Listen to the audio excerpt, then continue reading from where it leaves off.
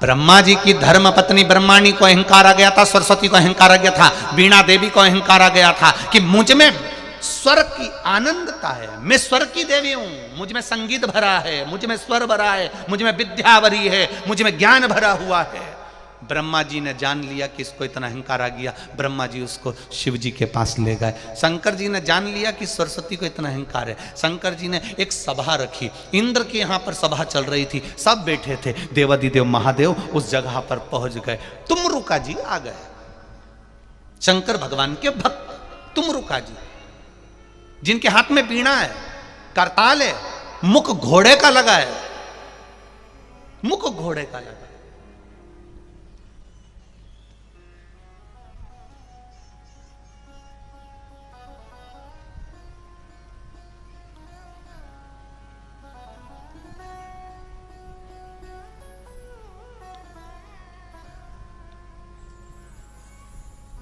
और जब मुख घोड़े का लगा हुआ है, वो तुमरुका जी केवल भजन गाते गाते आ रहे हैं, केवल भजन, केवल नाम जाप करते करते आ रहे हैं। अब इंद्रदेव ने सरस्वती माता से कहा, मां आप भी वीणा उठा लो। देव ऋषि नारद से कहा, आप भी वीणा उठाओ। इधर सरस्वती मैया गाना चालू करती है तो सारे देवता उठ उठ कर चले जाते हैं, और तुमरुका जी गाना चालू करते हैं तो 33 कोटि देवी देवता आकर बैठ जाते हैं। सरस्वती मैया की आंख में से आंसू बहने लगे कि मेरी गायकी में, मेरे स्वर में ऐसा क्या है कि सारे देवता चले गए, और वो घोड़े का मुंह लगा है, शंकर जी का भक्त घोड़े का मुंह लगा है और गा रहा है।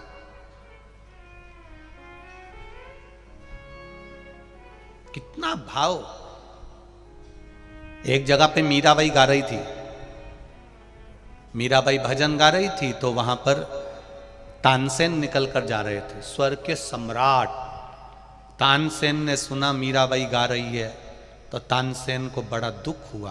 तानसेन ने कोयला उठाया, उठा के दीवाल पे रख दिया, कृपया राग में गाएं, क्योंकि मीराबाई राग नहीं जानती थी, मीराबाई तो प्रेम से गा रही थी।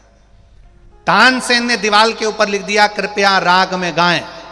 मीराबाई भजन गाकर उठी, जो देखा तो दीवाल पर लिखा था कृपया राग में गाएं। तो मीराबाई ने पूछा, ये किसने लिख दिया? तब लोगों ने कहा, तानसेन निकल कर गए थे, स्वर के सम्राट, जिनकी आवाज सुनने के लिए तो अकबर भी आनंद करता है, जिसको सुनने के लिए सब बैठे रहते हैं, बड़ी बड़ी सभाएं होती हैं, वो तानसेन ने लिखा है, मीराबाई तुम्हारे लिए लिखा है, कृपया राग में गाएं। मीराबाई ने कोयला उठाया, जहां लिखा था राग, उसके आगे लिख दिया अनु। क्या लिखा? जम के बोलो जरा, अनु। अब क्या हो गया? वो अनुराग। अब उसका पूरा पढ़ो, कृपया, बोलो बोलो बोलो, अनुराग में गाएं। तानसेन वहां से निकलकर फिर गया तो उसने देखा कि यहां पर मैंने लिखा था कृपया राग में गाएं, तो ये अनु किसने लिख दिया? तो क्या मीराबाई ने लिखा है। तानसेन मीरा के पास गए, मीरा मैंने तुझे राग गाने के लिए बोला और तूने अनु लिख दिया। मीराबाई कहती है, तानसेन तुम गाते हो अकबर को प्रसन्न करने के लिए, राजा को प्रसन्न करने के लिए, मीरा गाती है गिरधर को प्रसन्न करने के लिए। राजा राग देखता है और भगवान, बोलो रे छत्तीसगढ़ वालों, अनुराग देखता है। भगवान कभी राग नहीं देखेगा, भगवान अनुराग देखेगा। भगवान को नहीं चाहिए तुम्हारी राग वाग, रख लो तुम्हारे पास। रात को माताएं और ये छोरा हो, ये नवयुवक छोरे और बूढ़ी बूढ़ी माताएं रात को जब गाती हैं, उनको देखने लायक है। डोकरी उनके मुंडा में दांत नहीं, और भजन ऐसा गाए, ऐसा गाए, और छोरा उन भी ऐसी ऐसी चिल्लाए, हर हर। उधर से छोरे चिल्लाए, इधर से डोकरी होन गाए और ढोलक पीट पीट के। इनके हाथ देखो तो ऐसे दुबरे पत्थरे और ढोलक ऐसी पीट रही कि मां पीटे तो अंदर आवाज जाए, ऐसा भयंकर राग।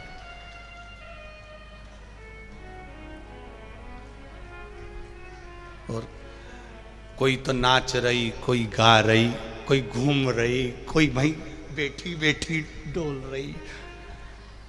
एक वीडियो देखा था हमने, तुम्हारे छत्तीसगढ़ के लोग बहुत वीडियो डालते हैं, तो वो वीडियो देखा था तो उसमें एक मई बैठ गई और कोई डोकरी भजन गा रही तो वो यूं ही घूम रही फिर कन्नी जैसी वही। तो और हमारा तो निवेदन है, बालोदा बाजार या आसपास के जितने शहर लगे हैं, कौकड़ी गांव के जितने आसपास में नगर लगे हैं, ये नज़ारा बार बार देखने को नहीं मिलेगा। आओ दर्शन करो और अपने जीवन को धन्य बनाओ।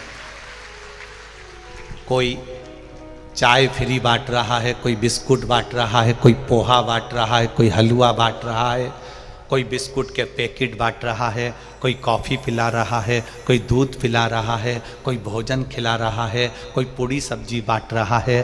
धन्य है छत्तीसगढ़ की धरा। आप लोगों को साधुवाद देता हूँ, बहुत बहुत बहुत साधुवाद है आप लोगों को। अपने धन का सदुपयोग किया है आपने, अपने धन का।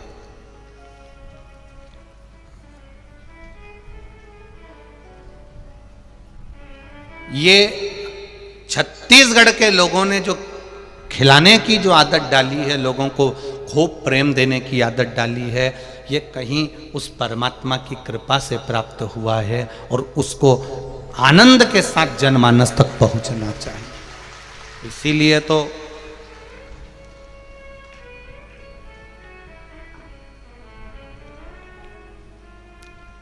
छत्तीसगढ़ का सबसे प्रबल धान के कटोरे का सबसे प्रिय त्योहार कल आ रहा है।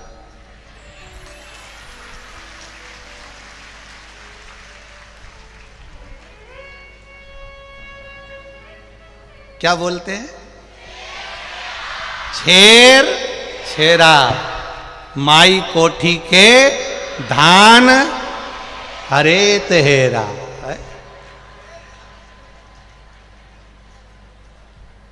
छेर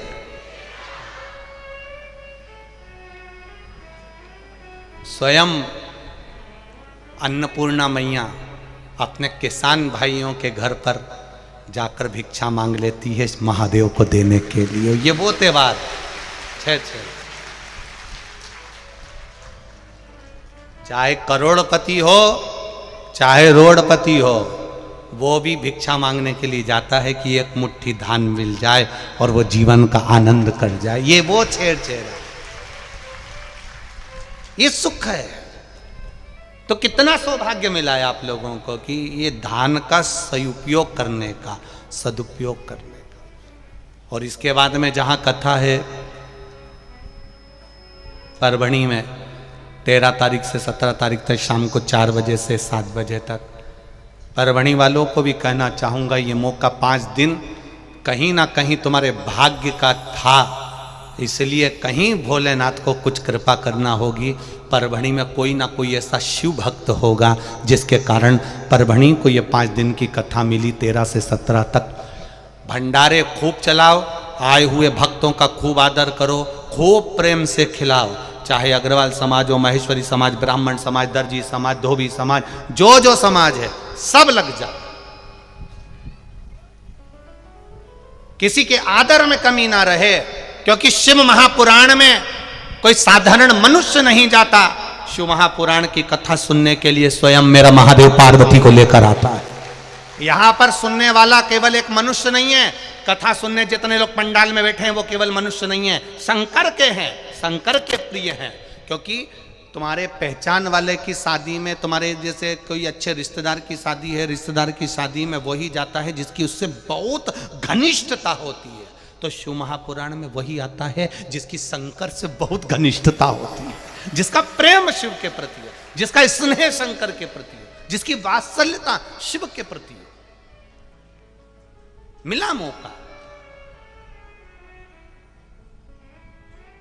कल किसी ने एक मैसेज करा था, गुरुजी आपकी सब कथा 1 बजे से आती है, 2 बजे से आती है, 11 बजे से आती है, कभी 10 बजे से आती है। अब की बार की कथा जब माघ के महीने में चालू हो रही है और वहाँ चल रही है परभणी में, तो शाम को 4 से 7 क्यों दिया?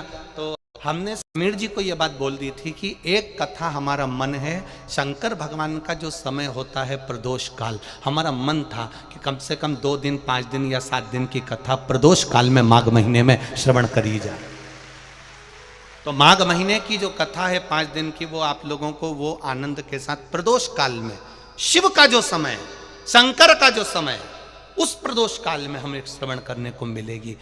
तो पूरे माघ महीने का फल तुम्हारी झोली में आकर रखा जाएगा। इसलिए उस कथा का समय लिया है शाम, प्रदोष काल का समय 4 से 7 का।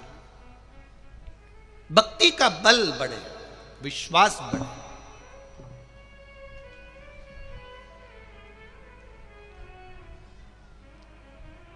सरस्वती मैया का जब अभिमान आया तो माता सरस्वती को भी भगवान शिव ने ही ज्ञान प्रदान किया।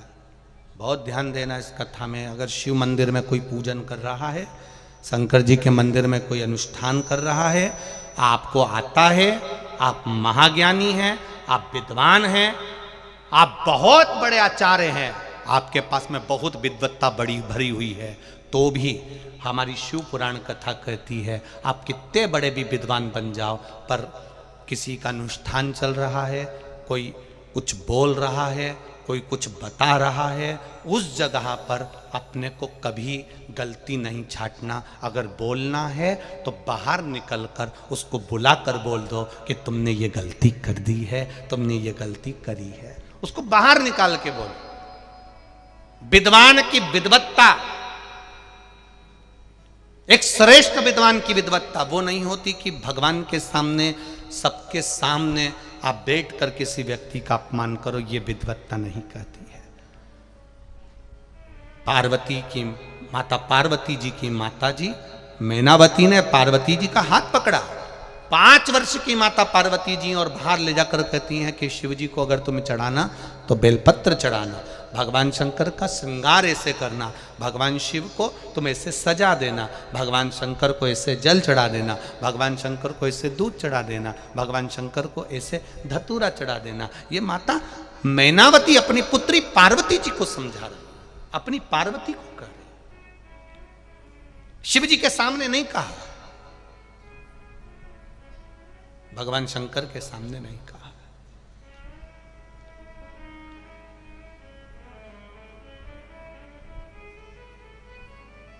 अब जैसा माता जी ने समझाया था मैनावती ने, वैसा वैसा माता पार्वती पूजन करना प्रारंभ कर दिया। अब पूजन कर रही माता पार्वती, तो पूजन का फल क्या मिला? पूजन करते करते पार्वती जी वन में चली जाती है, वन में शिव जी की आराधना करती है, फिर भगवान देव अधिदेव महादेव माता पार्वती को प्राप्त हो जाते हैं। हम भी पूजन करते हैं, आप और हम भी पूजन करते हैं, आप और हम भी शिव मंदिर जाते हैं, आप और हम भी शंकर का अनुमोदन करते हैं, शंकर का भजन करते हैं। पर अब हमको मालूम पड़ गया कि शंकर जी के ऊपर जो जल का पात्र टंगा रहता है वो शिव जी की 5 बेटियां हैं। अब हमको मालूम पड़ गया कि जहां से जल बहता है उसके बीच में जो जगह होती है, उस जगह पर कौन होती है? जम के बोलो, अशोक सुंदरी। क्या आपको पहले मालूम था क्या? नहीं। अब हमको मालूम हो गया कि यहाँ अशोक सुंदर ही है, अब हमको मालूम पड़ गया कि यहाँ गणेश जी हैं, अब हमको मालूम पड़ गया यहाँ कार्तिकेय जी हैं, अब हमको मालूम पड़ गया जहाँ शिवलिंग रखा है वहाँ पर पार्वती जी का हस्त कमल है, अब हमको मालूम पड़ गया ऊपर से जहाँ जल गिर रहा है वहाँ शिव जी की 5 बेटियां हैं, अब हमको मालूम पड़ गया जहाँ से पानी नीचे गिरता है और जहाँ तक जाता है उस बीच में पानी जितनी दूर चलता है वहां 33 कोटि देवी देवता विराजमान होते हैं। ये हमको ज्ञात हो गया। ये काय से ज्ञात हुआ? जब हमने शिव महापुराण की कथा को सुना, पढ़ा और स्मरण किया, तब हमें मालूम पड़ा कि कथा में ऐसा वर्णन है। तब हमको ज्ञात हो।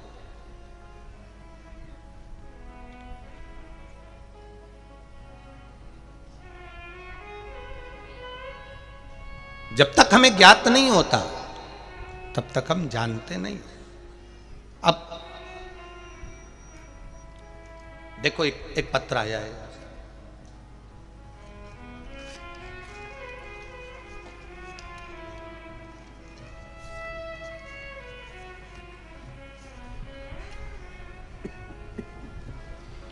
पहले एक्सरे देख लो।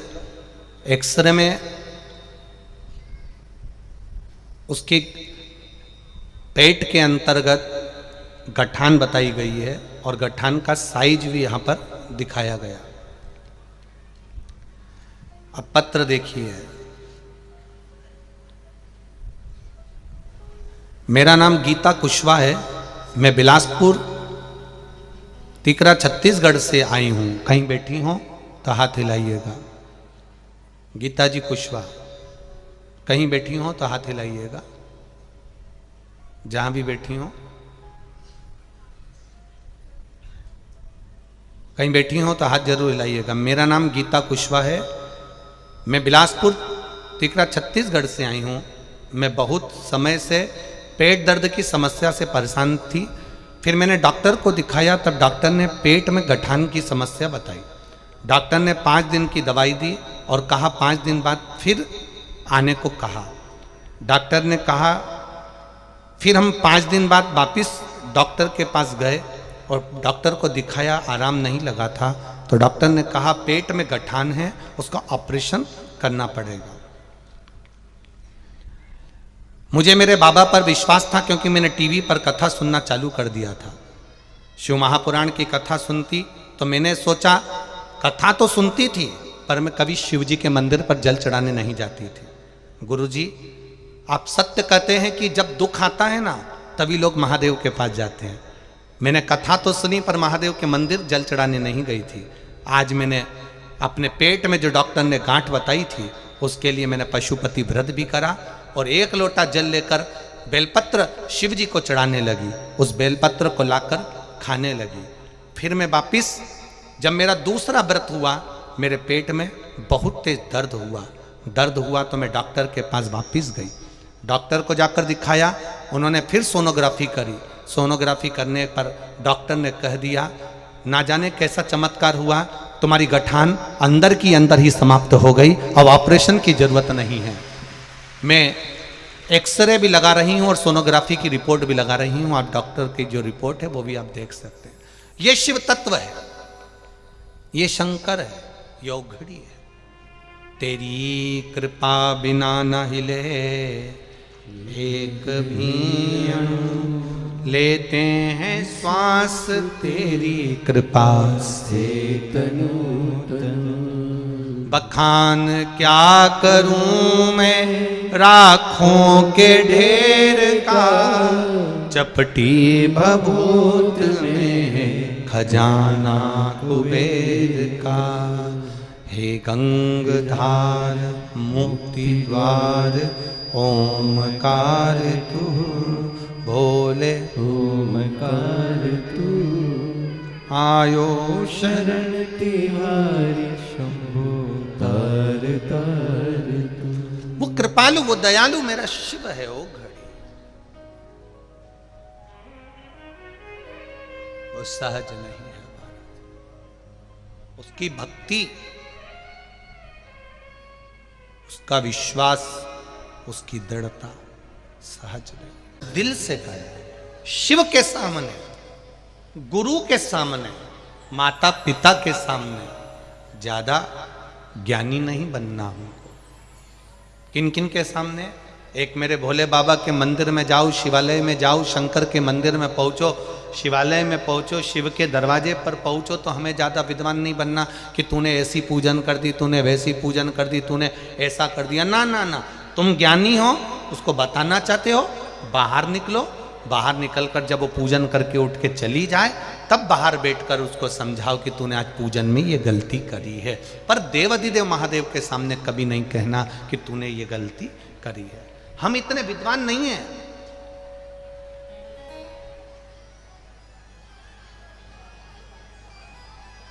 हम में इतनी विद्वत्ता नहीं है कि हम ये सब चीजें बोल सकें। अरे तेरी ही दया से सब कुछ मिला है, तेरा शुक्रिया है, तेरा शुक्रिया। सब कुछ उसी की कृपा से मिला है हमको, उसकी दया से मिला है हमको। पार्वती मैया ने जब भगवान शिव की आराधना करी, देवादिदेव महादेव मेरे भोले बाबा पार्वती मैया को प्राप्त हुए। शिव दूल्हा बने, पार्वती दुल्हन बने। शिव बना बने, पार्वती जी बनी बनी। बना और बनी, इन दोनों का मूल यही है कि दोनों में बनकर चले।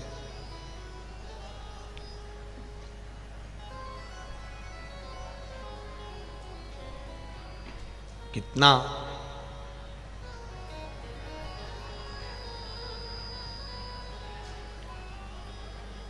एक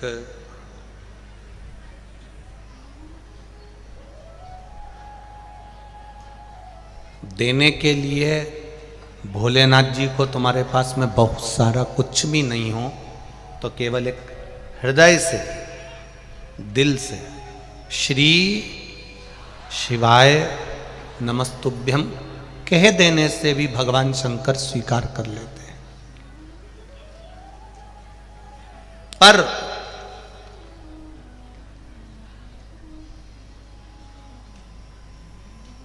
शिव भक्त का अपमान भगवान शंकर के किसी भक्त के साथ किया गया छल या किसी शिव भक्त का अपमान मेरा भोलेनाथ कभी सहन नहीं करता।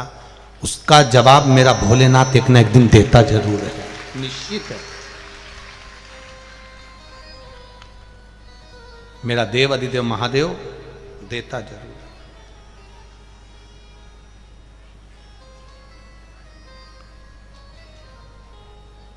एक महाभारत में एक चरित्र आता है। रुक्मणी जी ने भगवान कृष्ण से एक प्रश्न किया है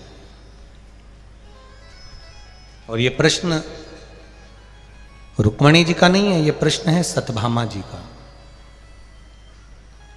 जो सत्यभामा जी ने भगवान माता रुक्मणी जी से कहा कि ये भीष्म पितामह जो बाणों की सैया पर पड़े हैं, भीष्म पितामह जो मर रहे हैं, भीष्म पितामह के जो प्राण छूट रहे हैं, भीष्म पितामह जो मर रहे हैं, अंतिम सांसें जो भीष्म पितामह की चल रही है, ये क्या अर्जुन के कारण चल रही है? क्या पांडवों के कारण चल रही है?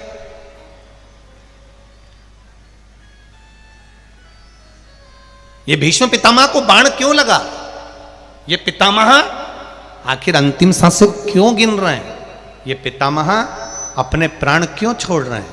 तब भगवान सत्यभामा जी ने रुक्मणी जी से प्रश्न करा और रुक्मणी जी ने यह प्रश्न भगवान कृष्ण से करा। बहुत ध्यान लगाकर सुनना। शरीर में एक इंजेक्शन भी अगर कोई लगा रहा है तो समझ लेना यह हमारे पूर्व जन्म का हिसाब पूरा कर रहा है। सोचो, रहती तुम बालोदा बाजार में और डॉक्टर को दिखाने जा रही हो रायपुर में। समझना जरा, थोड़ा सा अच्छे से समझना थोड़ा। रहती तुम कोकड़ी में हो और जा रही हो बालोदा बाजार। रहते तुम बालोदा बाजार में और जा रहे हो भाटापारा। रह रहे भाटापारा में और जा रहे हो बिलासपुर।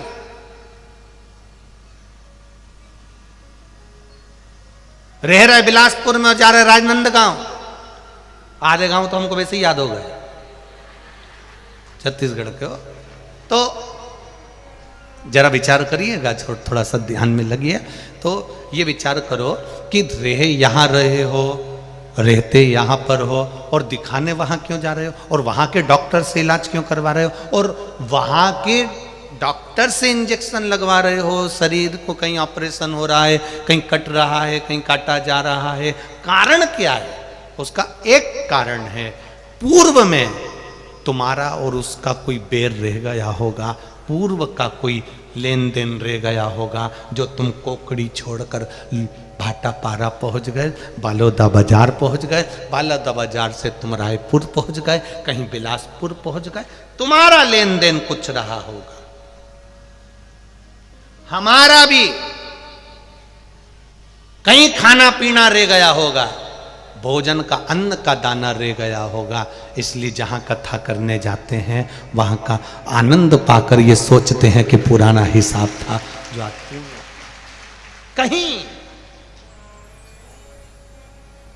जायसवाल परिवार कथा करा रहा है, बड़ा सरल परिवार है, बड़ा सहज। हमने तीनों भाइयों को देखा, उनके पिताजी को देखा, किसी से कुछ नहीं बोलना, कोई शब्द नहीं, कुछ भी नहीं, कुछ नहीं। ये कुछ पत्र आए हैं बहुत सारे, हम व्यासपीठ से वाचना नहीं चाहते उन पत्रों को, जो आप लोगों ने लिखा है। हम आपके हृदय की बात को जानते हैं, हम नहीं बोलना चाहते, पर कोई सोचे कि जायसवाल जी ये व्यवस्था करवा रहे हैं कि भाई ये वीआईपी पास होना, या ये पास होना, या वो पास होना। जायसवाल जी की तरफ से मैं कह सकता हूँ इस दिल से, उन्होंने नहीं कहा होगा कि किसी को वीआईपी रखो कि किसी को क्या। ये मैं, जिस व्यक्ति जो कथा कराता है, जजमान जिसके घर का हम अन्न पाते हैं, हमारा दिल कहता है कि वो व्यक्ति नहीं कह सकता कि आप ऐसा। ये तो लोगों के भाव होंगे कि यहाँ इसको बिठा दो, वहाँ उनको बिठा दो, यहाँ ऐसा कर लो, पर दिल से कहना चाहूंगा आप सबको, दिल से।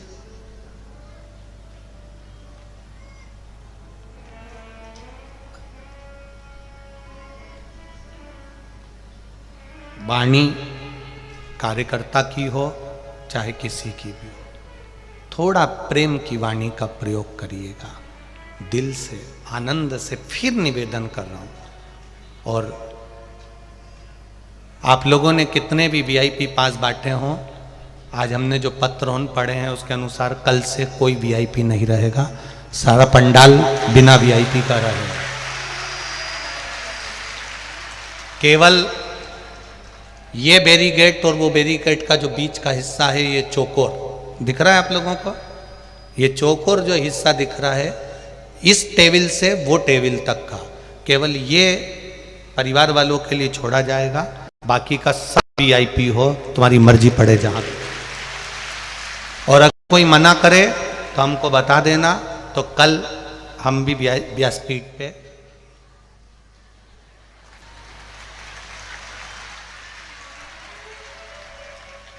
कोई दिल्ली से आया है, कोई आगरा से आया है, कोई कानपुर से आया है, कोई कहीं से, कोई कहीं से आया है, और आप लोगों को अगर कष्ट हो तो हमको अच्छा नहीं लगेगा। आप लोगों के लिए शिव महापुराण की कथा है और शिव आपके लिए। और मेरा दिल कहता है, जितने लोग बालोद बाजार के आ रहे हैं, जितने लोग भाटापारा के आ रहे हैं या आसपास के गांव के आ रहे हैं, ये भी नहीं चाहते कि हम वीआईपी बनकर बैठे। ये मेरा दिल कहता है। मेरे बालोदा बाजार के लोग ऐसे नहीं हो सकते जो कहें कि हमको आगे बिठाओ, हमको पास दो, हम बैठेंगे आगे। मेरे बालोदा बाजार के लोग ऐसे नहीं हो सकते। मेरा छत्तीसगढ़ मेरी जान है, धान का कटोरे को मैं जानता हूं उनका प्रेम कितना है। ये नहीं कह सकते कि आप मुझे आगे बिठाओ कि पीछे बिठाओ। इनका प्रेम ही इतना है कि पलक पावड़े बिछाते हैं लोगों के लिए। तो ये क्यों कहेंगे कि हमको बिठाओ कि उनको बिठाओ। पहले आओ पहले पाओ, जहां मर्जी हो वहां बैठ जाओ। बस ये जरूर है, कथा चालू होने से पहले जहां जहां जगह मिल जाए वहां बैठ जाओ, और कथा होने के बाद जब कथा पूर्ण हो जाए तब जो रात को सोने वाले होते हैं वो पंडाल में अपना आसन बिछाएं और प्रेम से आनंद से सोएं। किसी को मना नहीं, पर इस कंपाउंड को छोड़कर। हाँ, कार्यकर्ता, बाउंसर, प्रशासन ये अपना काम पूरा करेंगे, लोगों को बिठाने में, समझाने में, व्यवस्था करने में। पर इनके लिए कार्य खत्म नहीं हुआ है कि कार्यकर्ता सोचे कि अपना काम खत्म हो। ना ना ना, तुम्हें तो 7 दिन नहीं छोड़ू। आपका कार्य बिठाओ, प्रेम स्नेह वात्सल्यता दीजिए, प्रेम दीजिए। गुलाब जामुन खाओगे तो भी वहीं जाओगे, बादाम खाओगे तो भी वहीं जाओगे। हो कहीं पे भी बैठ के कथा सुन लो, मिलेंगे कैलाश पे। हो दिल रखकर श्रवण करिए, आनंद रखकर सुनिए। कितना सरल है जायसवाल परिवार, कितना। मैं तीनों भाइयों को 2-3 दिन से 4-5 दिन से देख रहे हैं, उनके पिताजी को देख रहे, परिवार को देख रहे। वास्तवता है इनकी सहजता, इनकी सरलता और इनका आनंद, इनका पूरा प्रेम, कोई मतलब नहीं। आनंद प्रसाद पवाया, आनंद लिया, घूमे। और कार्यकर्ताओं का भी रुख आनंद व्यवस्थाओं में जो लगे हैं, बहुत कार्यकर्ताओं के साथ में राष्ट्रीय स्वयं संघ के आरएसएस के भक्त सेवक लगे हैं, बजरंग दल के लगे हैं, विश्व हिंदू परिषद के, हिंदू उत्सव समिति के, बहुत सेवा कर रहे हैं, बहुत साधु। ये चित्त है आपका, ये आनंद है। करो दिल से सेवा, उसका फल। शिव महापुराण की कथा कर रही है, भगवान शंकर का पावन चरित्र कर रहा है, शिव तत्व कर रहा है। शंकर का अगर कोई भगत का अपमान होता है, शिव भक्त का यदि अपमान होता है, तो देवादिदेव महादेव स्वयं आकर देखते हैं, शंकर भगवान स्वयं समझ लेते हैं। वही हुआ। सत्यभामा जी ने रुक्मणी जी से प्रश्न किया, रुक्मणी जी ने भगवान कृष्ण से प्रश्न किया, मेरा प्रश्न का उत्तर दीजिए वसुदेव। हे कन्हैया, हे कृष्ण, मेरे प्रश्न का उत्तर दीजिए। क्या प्रश्न है आपका? मेरा प्रश्न केवल एक है। क्या प्रश्न? कि भीष्म पितामह को अर्जुन ने मारा है क्या? भीष्म पितामह मर किसके चक्कर में रहे हैं? भीष्म पितामह किसके चक्कर में मर रहे हैं? भगवान कृष्ण ने कहा, भीष्म पितामह को मारने वाला अर्जुन नहीं है, भीष्म पितामह को मारने वाला एक शिव भक्त है। शिव भक्त, भगवान शंकर का गण। शंकर का जो भक्त होता है वो शिव का गण होता है। हम कई बार व्यासपीठ से आप लोगों को भी शिवगण कह देते हैं। आप जितने लोग कथा सुनने आते हो, टीवी पर सुनते हो, मोबाइल पर सुनते हो, हम इनको कह देते हैं शिवगण हो आप, शंकर के हो आप, शिव के भक्त हो आप, शंकर के उपासक हो आप, शिव की आराधना आप करते हो, शिव तत्व को आप जानते हो। कहा, भगवान कृष्ण ने कहा, भीष्म पितामह को अर्जुन ने नहीं मारा है। भीष्म पितामह अगर मर रहे हैं, भीष्म पितामह के अगर प्राण छूट रहे हैं, उनको मारने वाला अर्जुन नहीं, उनको मारने वाले पांडव नहीं, गंगा पुत्र हैं भीष्म पितामह, जिनके प्राण एक शिव भक्त के कारण छूट रहे हैं। उनको मारने की सामर्थ्यता ना अर्जुन में है ना पांडवों में है। उनको मारने की सामर्थ्यता केवल एक शिव भक्त में हो सकती है, क्योंकि ये गंगा पुत्र भीष्म पितामह है, साधारण नहीं। हम पहले कथा में कहे, आज फिर कहते हैं, माता पिता से नहीं डरना, मत डरो। वेद पुराण से नहीं डरना, मत डरो। धर्मशास्त्र से नहीं डरना, मत डरो। गुरुओं से नहीं डरना, मत डरो। माता पिता से नहीं डरना, मत डरो। घर के बुजुर्गों से नहीं डरना, मत डरो। पर इतना याद रखना, अपने कर्म से जरूर डरना, क्योंकि कर्म का भोग तो परमात्मा को भी भोगना पड़ता है। तो अपन क्या है? भीष्म पितामह ने जो पूर्व में करा है, उस कर्म का भोग पितामह को भोगना पड़ रहा है। उन्होंने एक सांप को अपने दास से कहकर कांटों में पटकवाया था, इसलिए बाणों की सैया पर पड़े रहे। पर प्राण छूट क्यों रहे? बाण लगे तो लगे क्यों? भीष्म पितामह के शरीर में बाण चुभे क्यों? उसका कारण क्या था? वो मर क्यों रहे? प्राण क्यों छूट रहे? केवल एक शिव भक्त, एक शिव भक्त। एक बार काशी नरेश की 3 लड़कियां, अंबा, अंबिका, अंबालिका, नाम बोलो फिर से, अंबा, अंबिका, अंबालिका, 3 लड़कियां। अब काशी नरेश की 3 बेटियां, इधर भीष्म पितामह को मालूम पड़ा कि काशी नरेश के यहां पर स्वयंवर है बेटियों का। भीष्म पितामह ने सोचा मेरे घर के विचित्र वीर जो मेरे भाई बंधु हैं उनका विवाह इन कन्या से होना चाहिए। भीष्म पितामह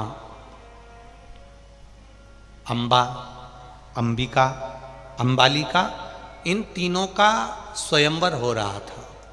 स्वयंवर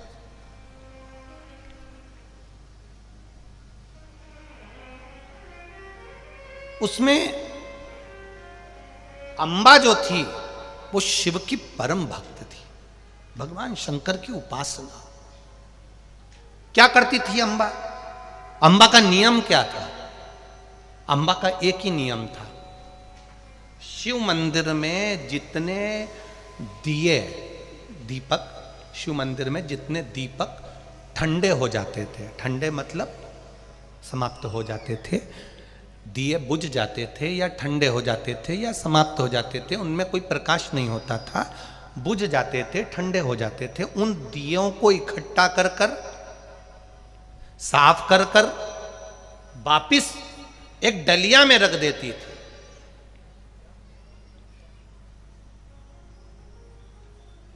कौन? जम के बोलो जरा। अंबा। अंबा, अंबिका, अंबालिका में पहले नंबर की अंबा का नियम था, दिए जितने शिव मंदिर में लगते थे उन दियों को उठाकर साफ कर कर एक डलिया के अंदर बांस की टोकरी, बांस बोलते हो, बांबू बोलते हो, जो भी बोलते हो, बांस की डलिया में।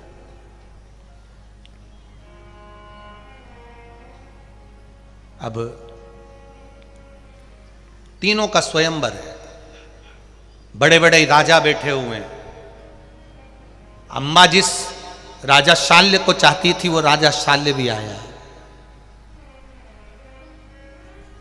पर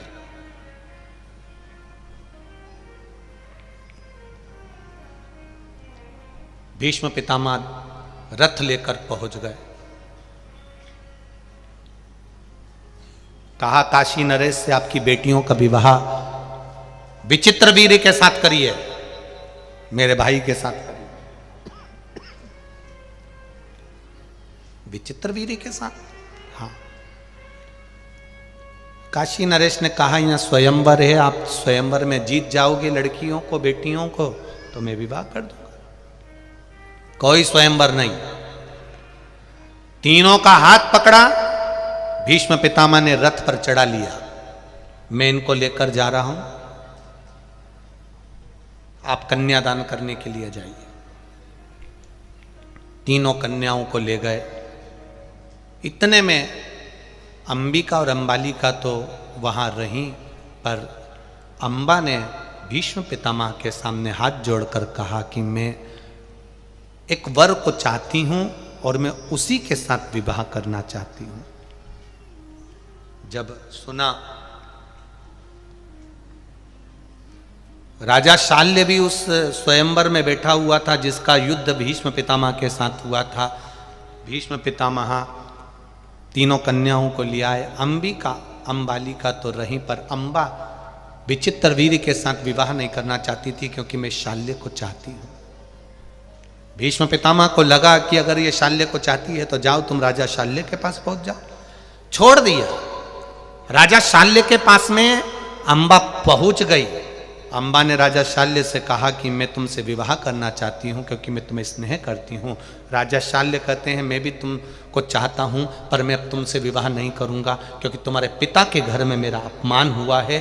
भीष्म पितामह तुमको लेकर चले गए, हरण कर कर चली गई, तुम भाग कर चली गई, अब मैं तुमसे विवाह नहीं कर सकता, मैं नहीं करूंगा शादी तुमसे।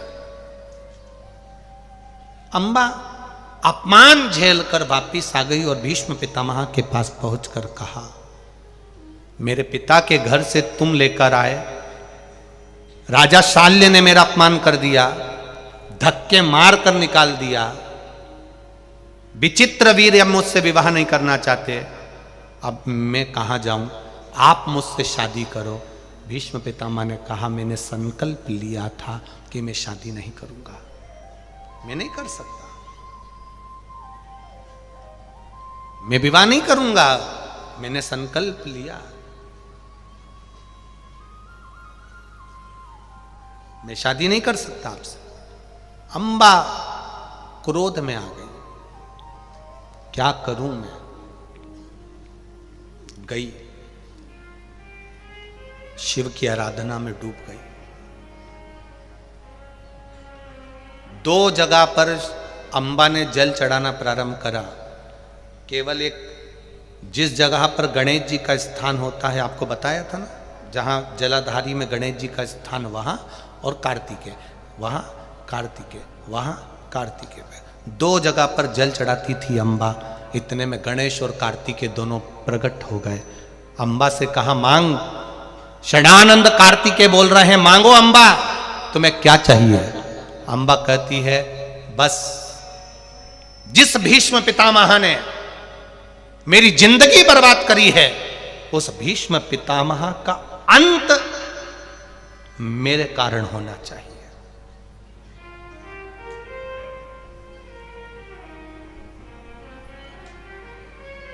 तब कार्तिकेय जी ने कहा, यह वरदान तो हम नहीं दे सकते, पर एक माला तुम्हारे गले में हम दे रहे हैं। यह माला हमेशा ताजी की ताजी रहेगी, ये कभी बासी नहीं होगी, इसके फूल कभी नहीं मुरझाएंगे। ये माला जो अपने गले में पहन लेगा वो भीष्म पितामह को मार देगा।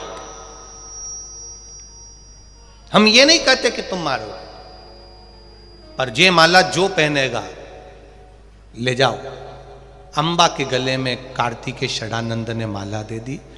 अंबा वो माला पहनकर पूरी पृथ्वी पर घूमती है। इस माला को कोई पहन ले, इस माला को कोई पहन ले, कोई नहीं पहनता, कोई नहीं पहनता। भीष्म पितामह का अंत कैसे होगा। अंबा रो पड़ी, उसको दुख हो गया कि ये माला का क्या करूं। इसने माला उतारी,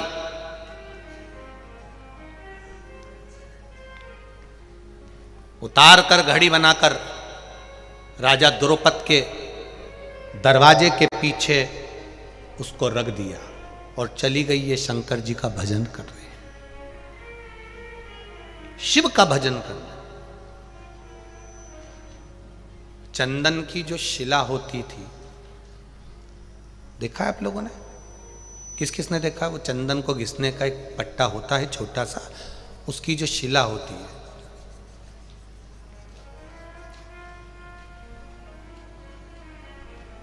चंदन घिसने की जो शिला पट होता है, अगर वो शिला नहीं भी हो तो एक छोटा सा पत्थर, छोटा सा पत्थर। हमारे यहाँ बहुत सुंदर भाव कहा गया है, मान लो शिला नहीं भी है, छोटा सा चंदन का टुकड़ा यदि तुम्हारे घर में है और तुम रोज प्रतिदिन, मान लो घर में घिसा हुआ डब्बी का भी चंदन है, तो भी घर की बहू, बेटी, बेटा, परिवार का कोई सदस्य घर के अंदर चंदन के उस पत्थर पर चंदन को अगर 7 बार, 5 बार, 4 बार या उसको 2-4 बार रगड़ देता है, तो उसके घर में कभी कर्जे का क्रम नहीं होता, कर्जा नहीं बढ़ता, कर्जे से वो निवृत्त होता है। पर वो चंदन का पट घिसना होना चाहिए।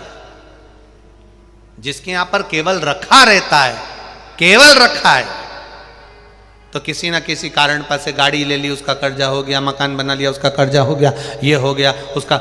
उस चंदन के पट पर पानी डलना जरूरी है, भले 2 बूंद डले और एक बार ही उसमें रगड़ा लगे, तो वो कर्जे को मुक्त करता, वो कर्जे को समाप्त करता। और उस पर लगा हुआ चंदन का थोड़ा सा भाग घर में अगर शिवालय हो, घर में शंकर जी का शिवलिंग हो, उस पे लगा दो। और अगर नहीं हो तो उसी चंदन को जब आप किसी कलश में जल लेकर जाओ, उसी कलश पर लगाकर चंदन को लेकर जाओ और शिव जी को समर्पित कर कर आओ। चंदन लगने से ही कर्जे की मुक्ति होती है, कर्जा समाप्त होता है, वो कर्जा रहता नहीं। अब चंदन की जो शिला होती है, चंदन की जो शिला थी, अंबा ने उस चंदन की शिला को घिसना प्रारंभ करा। इतना घिसती रही, इतना घिसती रही, इतना घिसती रही, शिव जी के पास में चंदन घिसती, शिव जी का लेपन करती, चंदन घिसती लेपन करती, चंदन घिसती लेपन करती, चंदन घिस घिस के लेपन करती रही।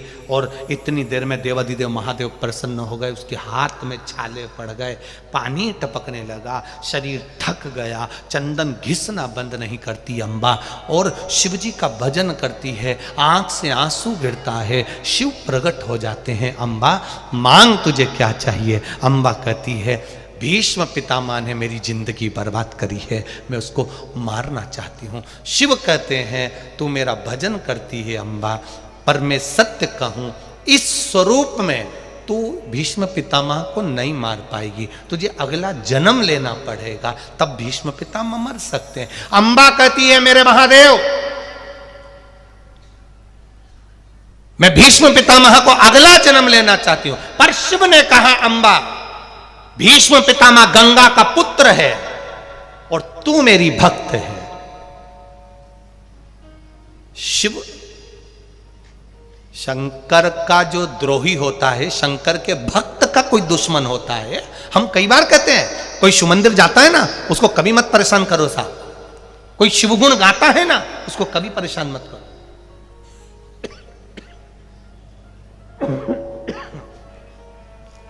कोई शिव गुण गाने वाला, कोई शिव कथा गाने वाला, कोई शिव का भजन करने वाला, कोई शिव मंदिर जाने वाला, कोई शंकर के आनंद में डूबने वाला, उसको कभी ताना मत दो, कभी उसके लिए अपशब्द मत बोलो, कभी उसको गाली मत दो, कभी उसके लिए आड़ा टेढ़ा मत करो, नहीं तो एक ना एक दिन तुम्हें रोना तो पड़ेगा, निश्चित है।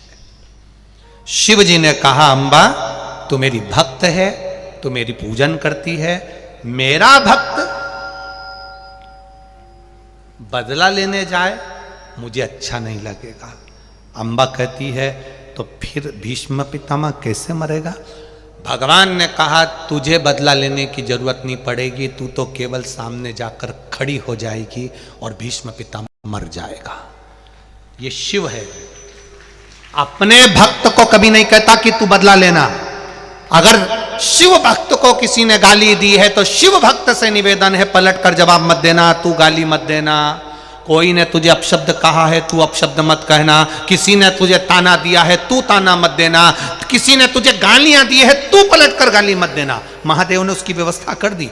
अंबा, मैं तुझे वर देता हूं, तू अगला जन्म ले। अगला जन्म कहाँ लूंगी मैं? भगवान ने कहा, तू द्रुपद राजा के घर में बेटी बनकर जन्मेगी, तेरा नाम शिखंडी होगा, फिर सब लीला तेरी हो जाएगी और तू नहीं मारेगी, मर जाएगा भीष्म पितामह। और वो द्रुपद राजा के घर में कन्या के रूप में जन्म ले ली। शरीर कन्या का था, पर अंदर से पुरुष जैसा, मन पत्थर पुरुष का था, इसलिए उसका नाम शिखंडी था। 4 साल का शिखंडी दौड़ता हुआ दरवाजे के पीछे गया तो उसको वो माला मिल गई जो पूर्व की रखी हुई थी। वो तो कभी बासी होना ही नहीं थी, क्योंकि उसको वर मिला था। उसने माला उठाकर अपने गले में पहन ली, बड़ा हो गया। कौरव और पांडवों का युद्ध प्रारंभ हो। देखिए मेरे आशुतोष, भगवान की लीला देखिए। कई लोग कहते हैं भगवान की पूजन करने वालों पे ज्यादा दुख आता है। हम कहते हैं दुख जरूर आता है, सोने को तपाया जाता है तब जाकर आभूषण तैयार होता है। जितना तपेगा उतना निखरेगा। निखारने के लिए मेरा महादेव थोड़ा तपा लेता है। आएगा दुख, कष्ट आया। देखो पत्रों में कुछ भाव लिखे हैं लोगों ने, देखिए।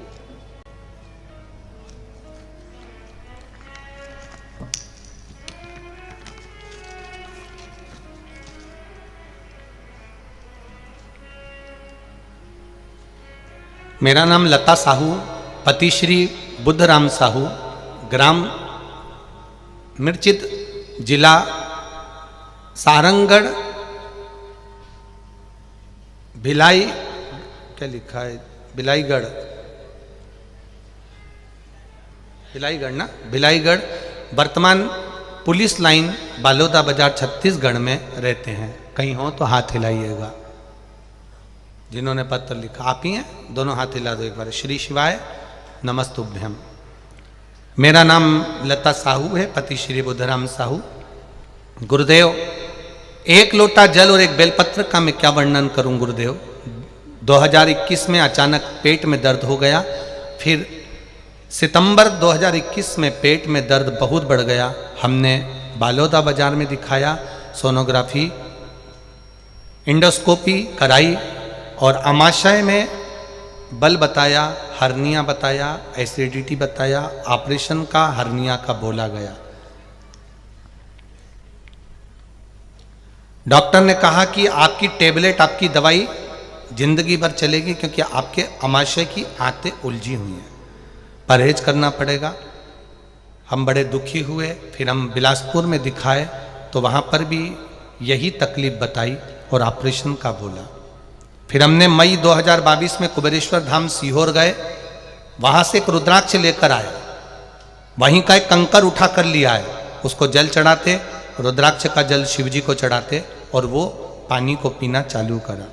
श्रावण के महीने में इतना कीचड़ पानी था गुरुदेव, उसके बाद भी बाबा की भक्ति को नहीं छोड़ा। बाबा ने कृपा जरूर करी और बाबा की कृपा ऐसी हुई गुरुदेव कि अब ऑपरेशन की जरूरत नहीं है और मेरा शरीर ठीक हो चला है केवल रुद्राक्ष का जल पीने से।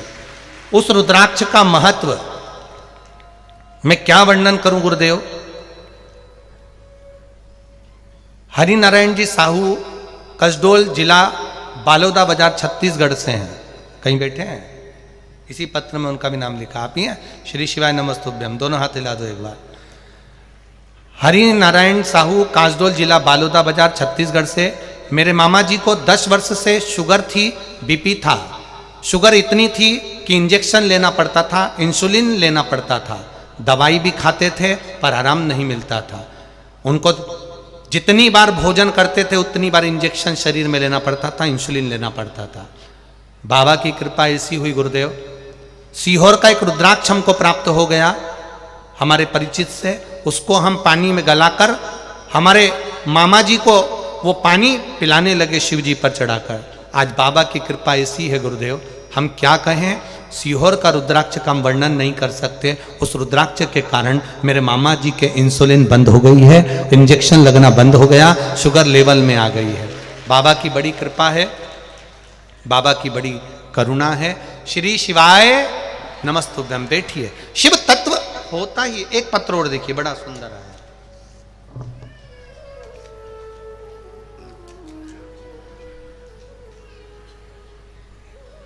कप्तान सिंह सोलंकी आगरा उत्तर प्रदेश से हैं।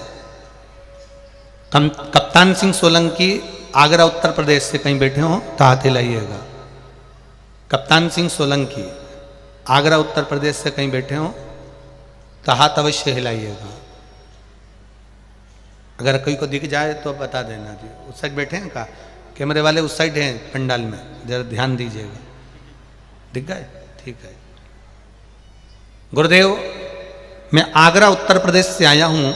मेरा नाम कप्तान सिंह सोलंकी है, जिला कासगंज उत्तर प्रदेश का रहने वाला हूँ। गुरुजी, गांव से आगरा से आया हूँ मैं। बड़ोदरा गुजरात से लेकर बड़ोदरा गुजरात की कथा और फिर ये सारी कथा सुनते हुए ये मेरी चौथी कथा छत्तीसगढ़ की सुन रहा हूँ। शिव पुराण कथा का वर्णन क्या करूं, भोलेनाथ ने सारे कार्य कर दिए गुरुजी। मैं सीनियर सिटीजन, 70 वर्ष की मेरी आयु है।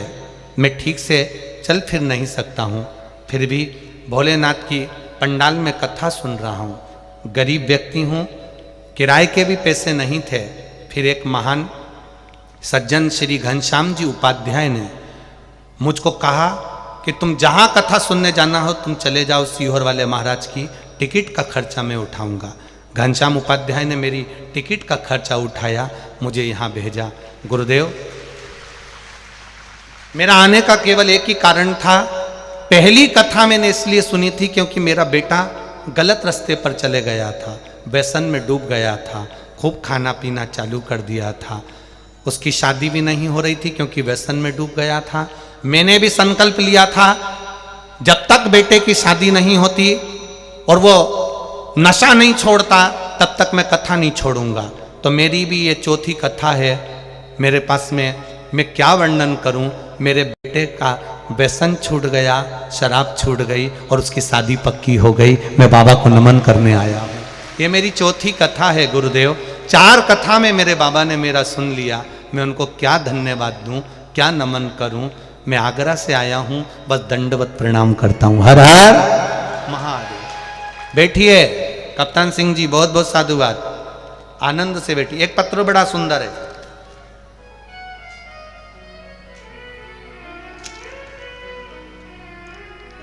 कुमारी देवांगना दुर्ग से आई हैं। कहीं बैठी हो तो हाथ हिलाइएगा। कुमारी देवांगना दुर्ग से आई हैं। इधर हैं क्या? अच्छा, हाँ दोनों हाथ हिला दो बेटा। देवांगना, गुरुजी मैं क्या वर्णन करूं, शिव की दया का क्या बखान करूं मैं। भोले ने मुझे और मेरे परिवार को संभाल लिया गुरुदेव। 2020 में मेरे पति भोलाराम देवांगना निवासी दुर्ग का भयानक एक्सीडेंट हो गया, जिसमें उनके दाएं पैर के 4 राड लगी हुई है। पांव पूरा टूट चुका था, जिसमें राडें लगाई गई हैं, जिसके कारण वो नीचे नहीं बैठ पाते थे। जनवरी 2022 में जनवरी के महीने में रुद्राक्ष महोत्सव में सीहोर गई थी। पहली बार सीहोर की धरा को देखा था मैंने, जहां पर आप विराजमान हैं। पहली बार उस धरा पर पहुंची, कथा सुनी रुद्राक्ष उत्सव का। उस समय पर जनवरी की कथा थी, वो सुनकर मेरे पति दोनों शिवजी की पूजन में डूबने लगे। गुरुदेव वहां से कंकर ले आई, एक रुद्राक्ष मांग कर ले आई। उस रुद्राक्ष का पानी मेरे पति को देती थी, जो पांव से 4 राड पांव में डली है, जो नीचे नहीं बैठ सकते थे। गुरुदेव हम भी कुबेर भंडारी को बोलकर आए थे कि जिस दिन मेरा पति पालकी मारकर जमीन पर बैठने लगेगा, उस दिन एक कथा को सुनने के लिए जरूर जाएंगे। मेरे बाबा ने ऐसी कृपा करी, अब मेरे पति आराम से नीचे बैठ जाते हैं, पालकी लगा लेते हैं, कथा श्रवण कर रहे हैं। बाबा की कृपा से ये सब काम हुआ है गुरुदेव।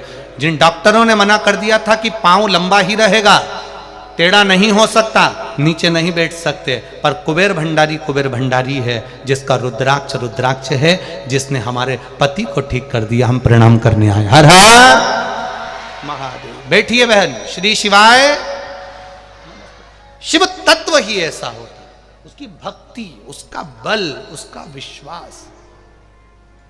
फिर कहूंगा कोकड़ी गांव के निवासियों को और बालोदा बाजार वालों को, तुम जो श्रवण कर रहे हो, लाखों की संख्या में जो तुम आए हो, 1 पंडाल 2 पंडाल 3 पंडाल, पीछे भी रोज रात्रि को पंडाल बढ़ाया जाता है और तुम फिर उसमें भरा जाते हो। इतनी संख्या में जो रोज प्रतिदिन आप आ रहे हो, खाली झोली नहीं रहेगी, मेरा बाबा भरकर जरूर भेजेगा, ये निश्चित है।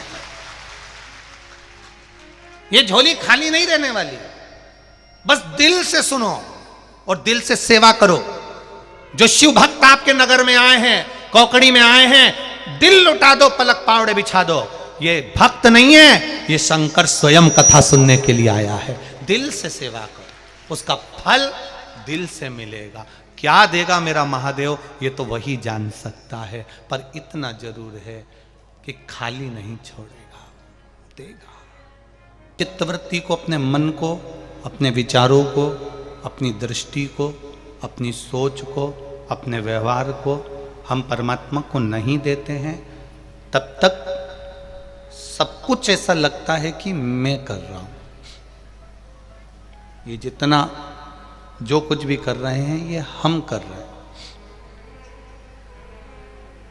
पर जिस समय हमने सब कुछ परमात्मा पर सौंप दिया, हमने सारा परमात्मा को दे दिया, हमने सब कुछ भगवान को दे दिया, फिर हमको लगने लगता है कि मैं कुछ नहीं कर रहा, करने वाला तो मेरा त्रिकालदर्शी, मेरा भोलेनाथ है, मैं तो केवल एक निमित्त हूं। जो कुछ कर रहा है वो कर रहा है।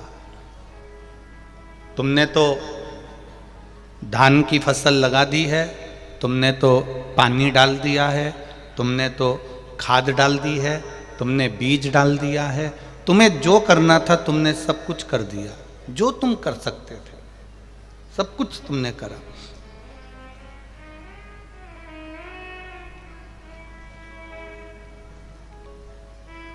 अब जमीन में तुमने खाद भी डाल दिया, बीज भी दे दिया, पानी भी दे दिया, अब फसल देना और नहीं देना किसके हाथ में? उसके हाथ में। अब ये उसकी मर्जी है कि वो क्या दे रहा है, क्या नहीं दे रहा है। आप जितनी अच्छी सोच रखकर, जितने अच्छे विचार रखकर, जितनी अच्छी दृष्टि रखकर, जितना अच्छा भाव रखकर परमात्मा की शरणागति में जाते हो, परमात्मा उतनी अच्छी दृष्टि से, उतने अच्छे भाव से, उतने अच्छे आनंद से आपको देता भी है।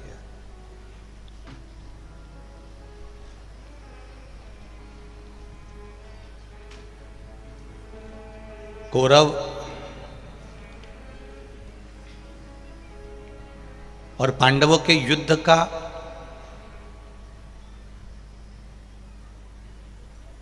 पारिवारिक युद्ध का कोई विशेष कारण नहीं था।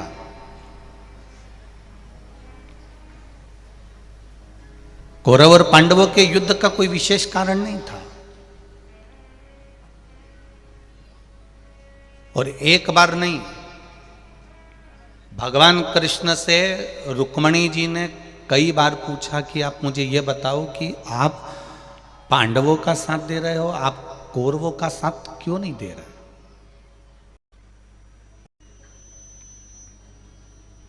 ऐसा कारण क्या है?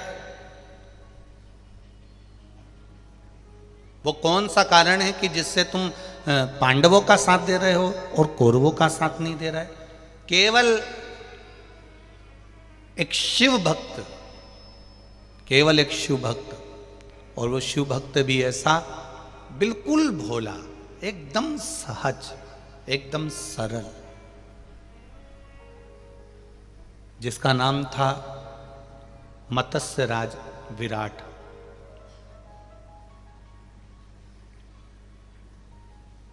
जिसका नाम मत्स्य राज विराट है। धृतराष्ट्र सिंहासन पर बैठे हुए थे और उनका पूरा कार्यभार उनका बेटा दुर्योधन देख रहा था। कोई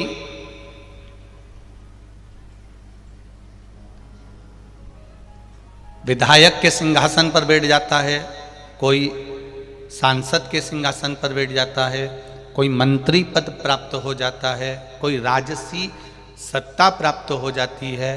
तो विधायक दौड़ दौड़ कर या सांसद दौड़ दौड़ कर या मंत्री दौड़ कर नहीं जाते हैं, तो उनके पुत्र, उनके बेटों को भेज दिया जाता, जाओ जरा वहां पर देख कर आओ, कारण क्या है, क्या हो गया, जरा पता कर कर आओ।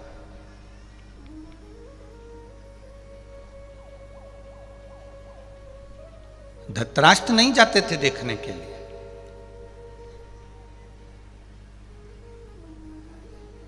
देखने के लिए दुर्योधन जाता था कि आखिर हो क्या रहा है, तकलीफ क्या आ रही है, कष्ट क्या है, दिक्कत क्या है, वो देखने जाता था। और चले, दुर्योधन ने कहा कि जरा मालूम कर कर आओ, दुर्योधन कर रहे हैं, जरा पता कर कर आओ कि ये सारा राजसी ठाठ हमारा, जहां जहां तक राज्य है हमारा, जहां जहां तक आनंद है वहां तक सब ठीक तो है, जरा पता करो, जरा जाओ, जरा मालूम कर कर आओ। अब दुर्योधन ने अपने गुप्तचरों को भेजा, सेवकों को भेजा, और गुप्तचरों ने, सेवकों ने सब देख कर आए। और आखिरी में जब पहुंचे, सब दूर देखने के बाद में दुर्योधन ने जब फाइल खोली और उस फाइल को खोलकर देखा, उस कागजों को देखा, भोजपत्र को देखा, तो उसमें केवल एक राजा विराट ऐसा था, मत्स्य राज राजा विराट केवल एक ऐसा था जिसने कर नहीं दिया था, जिसने कर्ज नहीं दिया था। जो कर होता है, टैक्स होता है, वो नहीं दिया।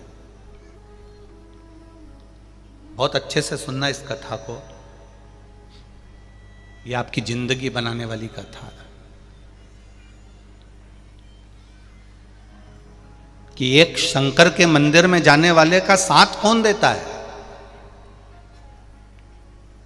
तुम्हारे पड़ोसी के पास में धन होगा, तुम्हारे पड़ोसी के पास में वैभव होगा, तुम्हारे पड़ोसी के पास में गाड़ी होगी, तुम्हारे पड़ोसी के पास में बंगला होगा, तुम्हारे पड़ोसी के बहुत सारे रिश्तेदार होंगे, तुम्हारे पड़ोसी की बहुत सारी जगह पहचान होगी, बहुत वीआईपीओं में उसकी पहचान होगी। पर तुम दुख मत मनाना, अगर तुम एक लोटा जल चढ़ाते हो तो तुम्हारी पहचान देवाधिदेव महादेव से है।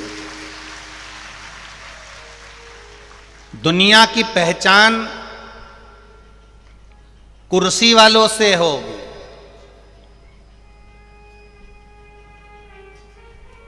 दुनिया की पहचान सत्ता वालों से है, दुनिया की पहचान कुर्सी वालों से है,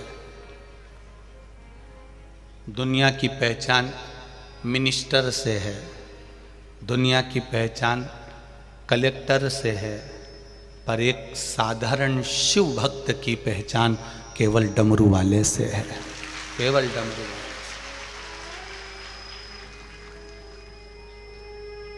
और वो डमरू वाला कोई साधारण नहीं है,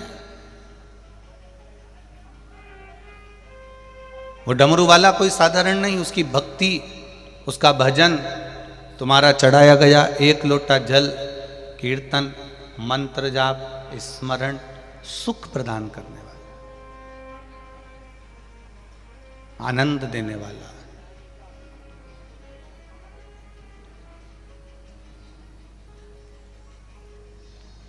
राजा विराट, मत्स्य राज राजा विराट भगवान शिव की भक्ति में लगा हुआ था। उसको नहीं मालूम कि दुर्योधन ने क्या चाल चली है,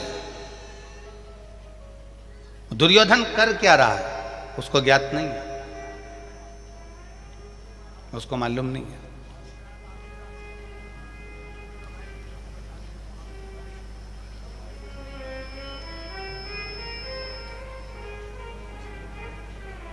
और जब उसे ज्ञात नहीं, शिव मंदिर के अंदर बैठकर भगवान शंकर को बेलपत्र समर्पित कर रहा है, भगवान शिव का मंत्र जाप कर रहा है, श्री शिवाय नमस्तुभ्यम। पंचाक्षर मंत्र बोल रहा है, नमः शिवाय। षडाक्षर मंत्र बोल रहा है, ओम नमः शिवाय। जप रहा है, कर रहा है वो मंत्र का जाप, कर रहा है वो स्मरण कर रहा है वो।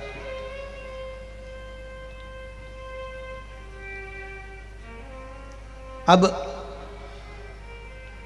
दुर्योधन ने कहा, राजा मत्स्य राज के यहां पहुंचकर जरा पता करो कि इसने कर क्यों नहीं दिया।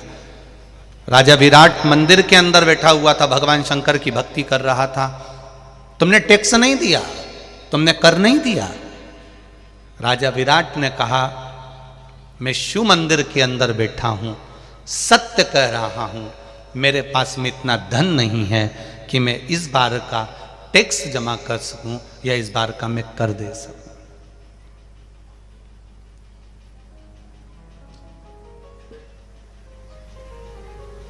मैं इस बार का कर दे सकूं या इस बार का मैं टैक्स दे सकूं, इस साल का, ये मेरे पास में धन नहीं है।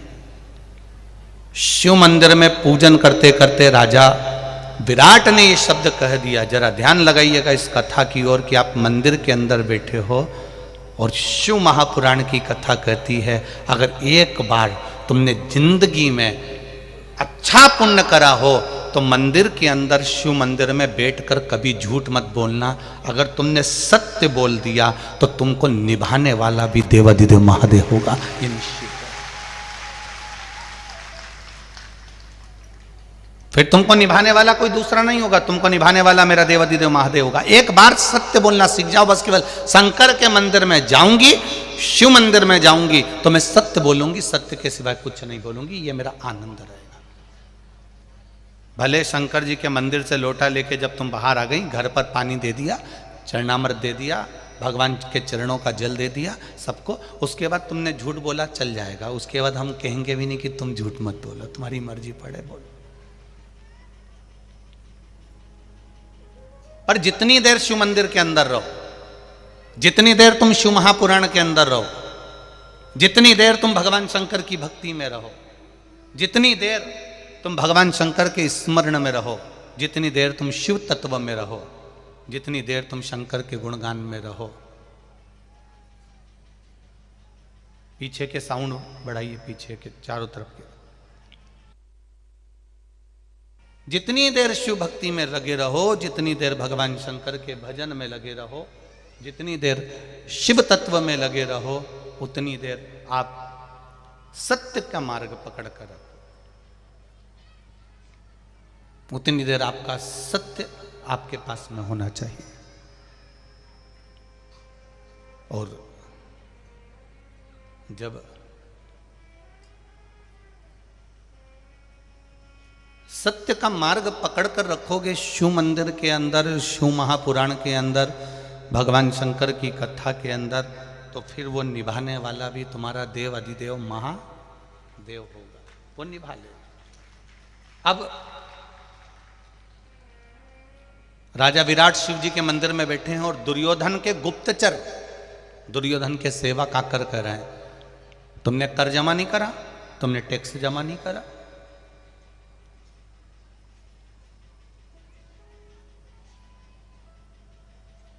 तुमने कर नहीं दिया है, तुमने टैक्स नहीं दिया है।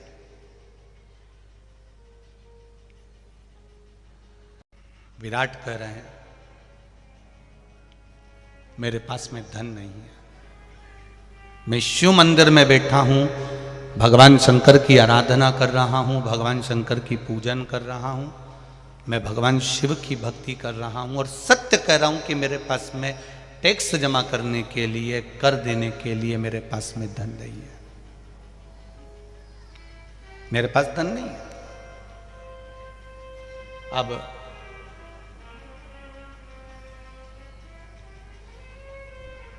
दुर्योधन भी शिव जी को मानता था, तो भगवान शंकर के मंदिर से चल दिया, ठीक है, कोई बात नहीं।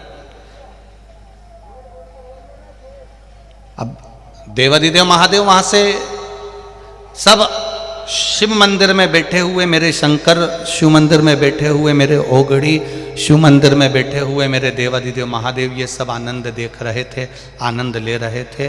राजा विराट के यहाँ से मंदिर से जैसे ही निकलकर दुर्योधन चला, और दुर्योधन जैसे ही निकल के चला, तो इतने में जो दुर्योधन के गुप्तचर थे, दुर्योधन के जो सेवक थे, उन सेवकों ने राजा विराट की गौशाला को देखा कि उस गौशाला में इतनी सारी लाखों गाय हैं, इतनी गाय।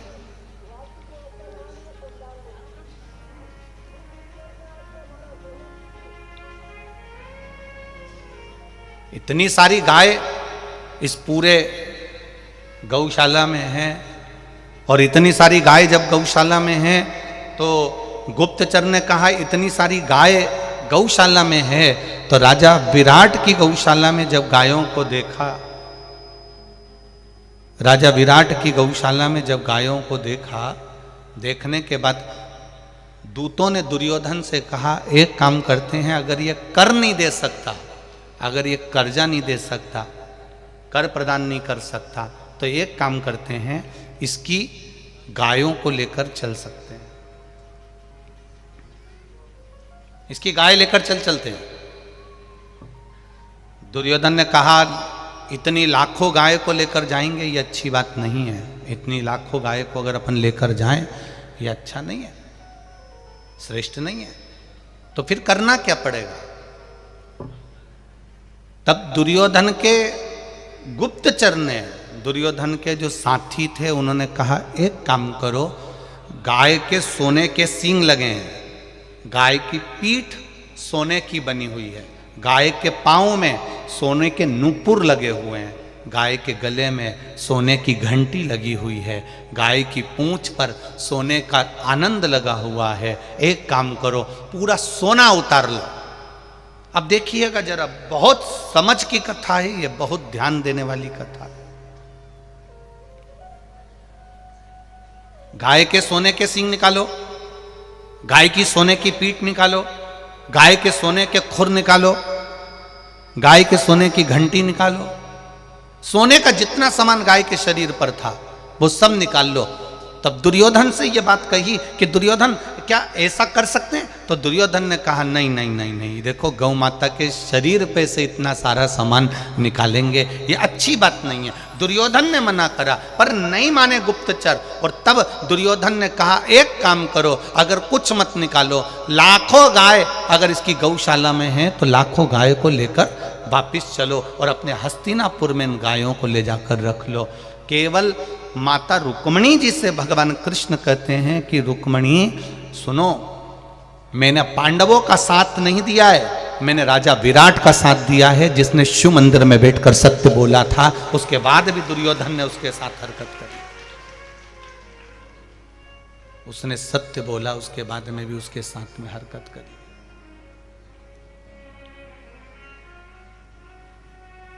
वो तो सत्य बोला है और सत्य बोलने के बाद में भी उसकी हरकत जो कर रहा है दुर्योधन वो श्रेष्ठ नहीं है। जो उसने करा उसमें श्रेष्ठता नहीं है। शिव महापुराण की कथा कर रही है आशुतोष, शिव महापुराण की कथा कर रही है कि आप शिव के मंदिर में बैठकर आपकी जब सत्य भाव प्रकट होता है, शंकर के मंदिर में बैठकर आपका जब हृदय से आप सत्य भाव प्रकट करते हो तो शंकर आपका साथ निभाता है। तो यहाँ भगवान कृष्ण अगर पांडवों का साथ दे रहे हैं तो केवल पांडवों का साथ नहीं दे रहे, भगवान कृष्ण स्वयं देवाधिदेव महादेव का साथ दे रहे हैं, जिनके मंदिर में राजा विराट ने सत्य कह दिया था और उसको जानकर भी दुर्योधन ने गौ माता का हरण कर लिया था। उसको जानकर भी हरण किया गया, गौ माता का हरण कर लिया गया। आप जाओ शिव के मंदिर, आप जाओ भगवान शंकर की चौखट पर, आप यहां तक शिव महापुराण की कथा कह रही है। शिव महापुराण की कथा यहां तक वर्णन कर रही है, जरा ध्यान से सुनिएगा, कि खेती करो, किसान भाई अगर फसल बो रहा है, सोयाबीन बो रहा है, गेहूं बो रहा है, चना बो रहा है, चावल लगा रहा है, धान की खेती कर रहा है, मूंग की खेती कर रहा है, तो यहां तक शिव पुराण की कथा कह रही है कि खेती तुम करो, पर जिस दिन पहली बार खेत में जमीन पर तुम पांव रखो तो पहला जल मेरे शंकर भगवान का चढ़ा हुआ जल तुम्हारे पास में होना चाहिए, जिससे वो फसल भी तुम्हें प्राप्त हो तो शिव की कृपा से प्राप्त हो, देवाधिदेव महादेव की करुणा से प्राप्त हो।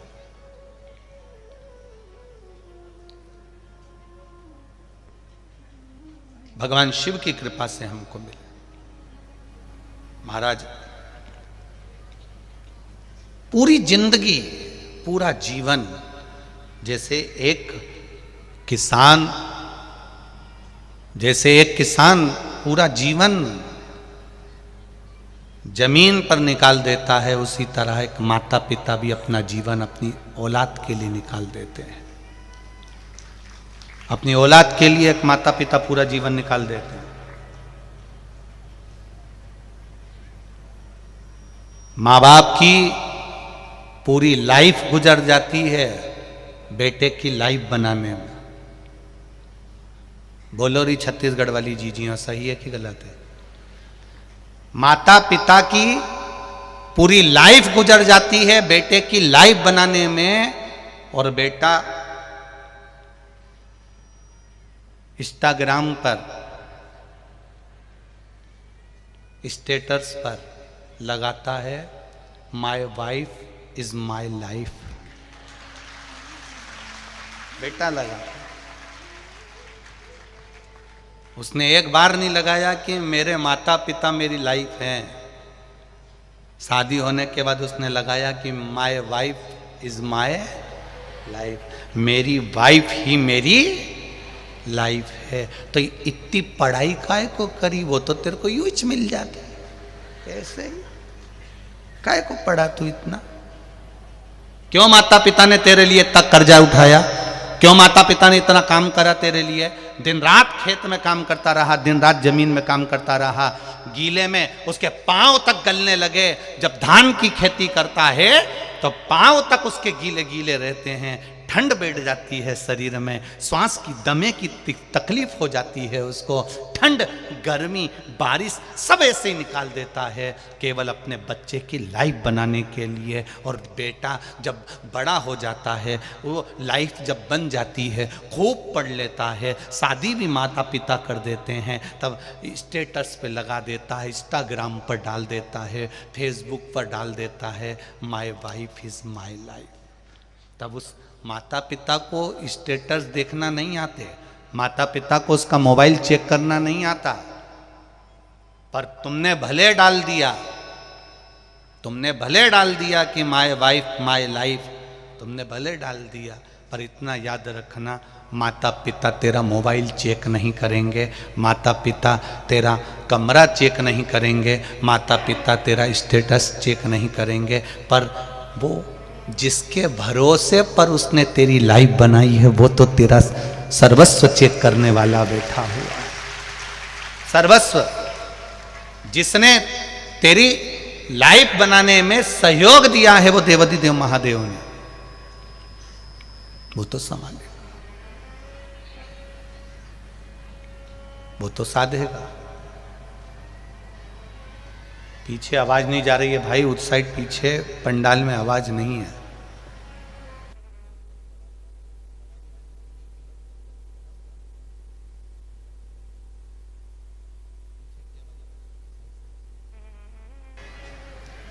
शंभू आप बढ़ा रहे हो तो इधर इधर की बढ़ गई, फिर इधर की बढ़ गई है, इधर की कम करके उधर की बढ़ाई।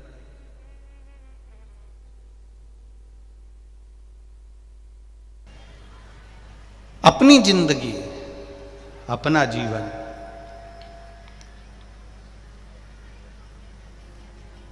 शिव महापुराण की कथा कह रही है, भगवान शंकर का चरित्र कह रहा है, भगवान देवाधिदेव महादेव का पावन चरित्र वर्णन कर रहा है, भगवान शिव की कथा कर रहे हैं।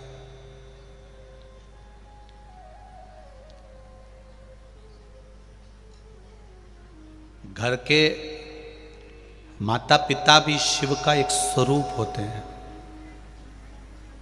घर के बुजुर्ग भगवान शंकर का एक स्वरूप होते हैं। कोई कहे हमारे माता पिता भेद करते हैं, कोई कहे कि वो बड़ों को चाहते हैं, छोटे को चाहते हैं, कोई के मंझले को चाहते हैं, कोई के चौथे नंबर को चाहते हैं, कोई के तीसरे नंबर को चाहते हैं, कोई के दूसरे नंबर को चाहते हैं, कोई के पहले नंबर को चाहते हैं, कोई कहे 5वें नंबर को चाहते हैं। शिव पुराण की कथा कर रही है, वो किसी को भी चाहे, पर कर्तव्य तुम्हारा होना चाहिए कि वो जन्मदाता है तुम्हारे, इसलिए तुम उनका आदर करो, तुम उनका सम्मान करो, तुम उसका सत्कार करो। वो जन्मदाता है तुम्हारे।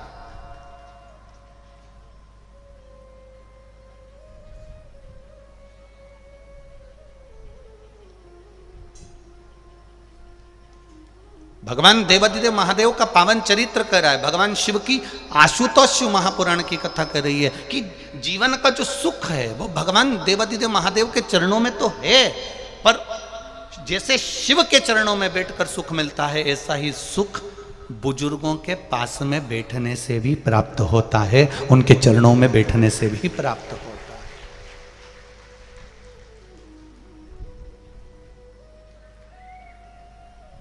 एक पत्नी हमेशा अपने पति को रुआब दिखाती है, छत्तीसगढ़ की नहीं,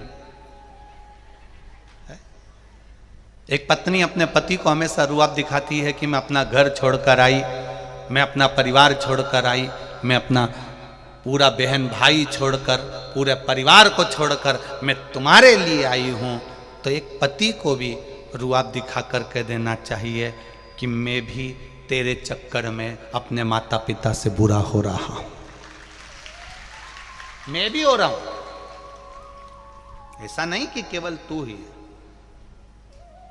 नारी तो अपने घर का केवल मायके को छोड़कर ससुराल में आती है, पर सबसे ज्यादा अगर दुख झेलना पड़ता है तो पति को झेलना पड़ता है। माता पिता कहते हैं जब से वो आई तो उसका हो गया, और ये दिन भर टाचा मार मार कर कहती रहती है तुम्हारे माँ बाप, तुम्हारे माँ बाप, तुम्हारे माँ बाप, तुम्हारे माँ बाप। अब बेचारा मंदिर के घंटे की तरह बीच में टंगा रहता है, बीच में टंगा। किसकी ओर बोले वो, किससे कहे?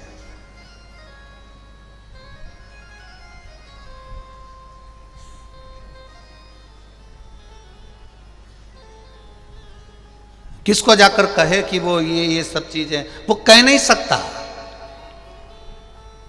फिर भी पत्नी कुछ कहती है तो भी सुनता है, माता पिता कहते हैं तो भी वो सुनता है। उसकी जो लाइफ है, उसका जो जीवन है, उसका जो एक आनंद है, वो सब कुछ त्याग कर पत्नी और माता पिता में शादी के कम से कम 15 साल तक वो माता पिता और पत्नी में सांझा बिठाने में ही निकाल देता है। दुकान से आएगा तो सांझा बिठाएगा, जाएगा तो सांझा बिठाएगा, वो पूरा काम बस यही करता रहता है। इसको भी समझाएगा, उनको भी समझाएंगे, इसको भी समझाएगा, उनको भी समझाएंगे। पर शिव महापुराण की कथा कह रही है सबको समझाने से अच्छा है इस दिल को समझाकर महादेव के चरणों में ले जाकर छोड़ दो, अपने आप सब समझ में आना चाहिए। करो शिव की भक्ति। आशुतोष शिव महापुराण की कथा है। आशुतोष भगवान का मात्र स्मरण करने वाला, आशुतोष भगवान का मंत्र जाप करने वाला, आशुतोष भगवान के नाम का केवल उच्चारण करने वाला सुख पा जाता है, केवल आनंद पा जाता है, केवल उच्चारण।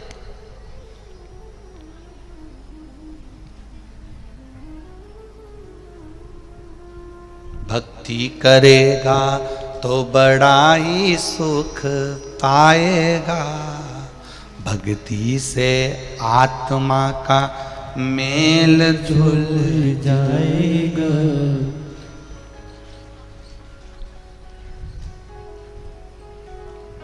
इस संसार में आने के बाद में थोड़ा थोड़ा भगवान का भजन चित्त स्मरण हम सब करते रहे।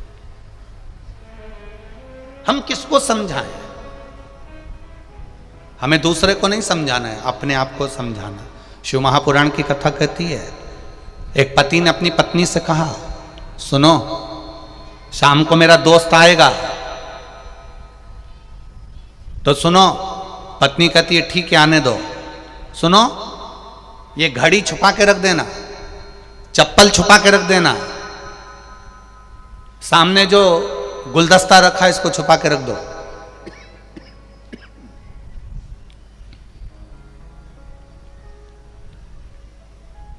घड़ी छुपा दो, चप्पल छुपा दो, सामने सामान रखा है उसको छुपा दो, मोबाइल छुपा के रख दो। इतने में पत्नी ने बोला क्या तुम्हारा दोस्त चोर है जो तुम बोल रहे हो कि घड़ी छुपाओ, ये छुपाओ, वो छुपाओ? पति बोला नहीं, वो अपने सामान को पहचानता है, चोर वो नहीं है, चोर हम हैं जो हम उसके यहां से सामान लेकर आ गए। हमको लग रहा है कि सामने वाला व्यक्ति बेकार है, हमको लग रहा है उसने ऐसा कह दिया, हमको लग रहा है वो ऐसा है, पर शिव पुराण कहती है बुरा जो देखन में चला बुरा न मिला कोई।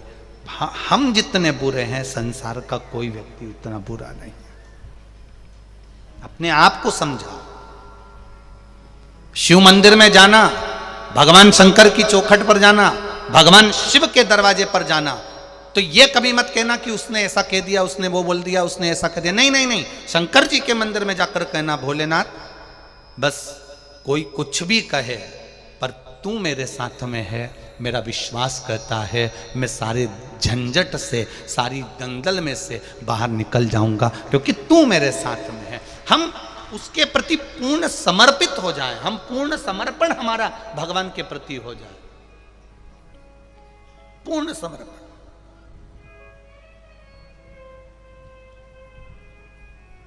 कितना सुंदर संवाद है। पार्वती मैया सती मैया का अवतार है। राजा हिमालय राज के घर में माता पार्वती का जन्म हुआ। मैनावती की गोद में माता पार्वती जी खेली। 5 वर्ष की आयु माता पार्वती जी की हुई और उन्होंने शिव जी का भजन चालू कर दिया। केवल 5 वर्ष की आयु थी माता पार्वती जी की और वो भगवान शंकर के शिवलिंग का निर्माण कर रही हैं, जलाधारी बना रही हैं, उसकी पूजन कर रही हैं। पार्वती मैया तब बेलपत्र भी नहीं जानती थी कि ये बेलपत्र है।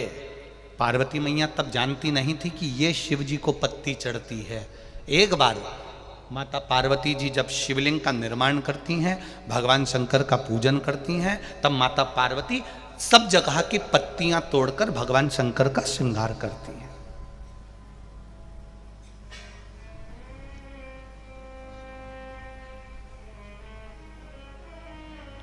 पार्वती मैया शंकर जी का श्रृंगार कर रही और उनकी माता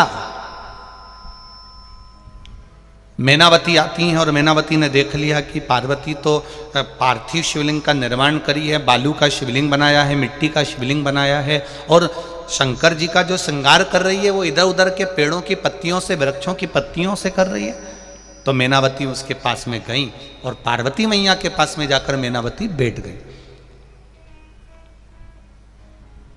पार्वती मैया के पास में मैनावती जाकर बैठी और मैनावती ने जाकर बैठकर पार्वती जी को बहुत देर तक देखा, उसकी पूजन को देखा, बहुत देर तक देखा और उनकी पूजन को देखा। पूजा देखने के बाद पार्वती मैया ने जब सारी पूजन कर ली तब मैनावती पार्वती जी को लेकर बाहर गई और बाहर जाकर मैनावती ने अपनी पार्वती को समझाना प्रारंभ करा। पार्वती, तो ये पत्तियां जो चढ़ा रही है, ये पत्तियां शिव जी को नहीं चढ़ती। देख, शंकर भगवान को करोड़ों का धन चढ़ा दो, शिव स्वीकार नहीं करते। शंकर भगवान को करोड़ों की जायदाद चढ़ा दो, शिव स्वीकार नहीं करते। शिव को केवल एक बेलपत्र चढ़ा दो तो करोड़ों के धन से बड़ी धन संपदा एक बेलपत्र में होती है। तो पार्वती जी ने पूछा, मां वो बेलपत्र कैसी होती है? मां वो बेलपत्र है कैसी?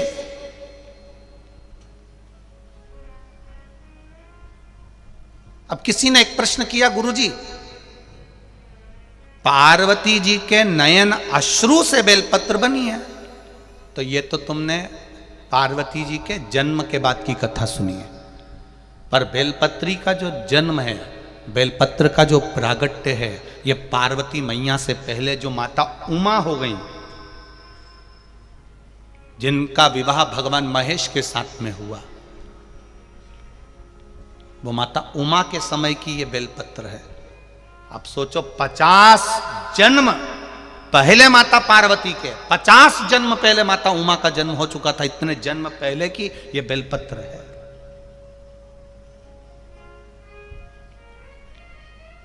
हम कई बार व्यासपीठ से कह देते हैं, लोग उसको हंसी में ले लेते हैं। हम कई बार कहते हैं, अगर आपने पार्वती जी को नहीं देखा, सती माता को नहीं देखा, उमा माता को नहीं देखा, कात्यायनी को नहीं देखा, कुष्मांडा को नहीं देखा, बमलेश्वरी को नहीं देखा, जगदम्बा को नहीं देखा, अन्नपूर्णा को नहीं देखा, आपने स्कंदा आदिक महागौरी जितनी माताएं हुई, इनका अगर दर्शन नहीं कराओ तो एक बेलपत्री को जब शंकर जी पे चढ़ाओ और शंकर जी पे चढ़ी हुई बेलपत्र जब उठाकर जब उसको अपने मस्तिष्क से लगाओ, समझ लेना कि सारी माताएं उस बेलपत्र के अंदर विराजमान हो जाती हैं, जो शिव के पास में चढ़ी जाती हैं।